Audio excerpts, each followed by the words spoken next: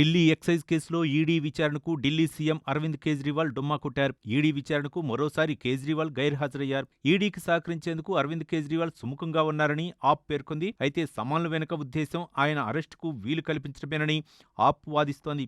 ED విచారణకు సహకరించేందుకు సిద్ధంగా ఉన్నామని, అయితే ఈడీ నోటీసు చట్ట విరుద్ధమంటోంది. ఆయన్ను ఎన్నికల ప్రచారం నుంచి అడ్డుకోవాలని చూస్తున్నారని ఆప్ ఆరోపిస్తోంది. ఎక్సైజ్ పాలసీలో మనీ లాండరింగ్ కేసుకు సంబంధించి ఇవాళ విచారణకు హాజరు కావాలని ఈడీ సమన్లు జారీ చేసింది.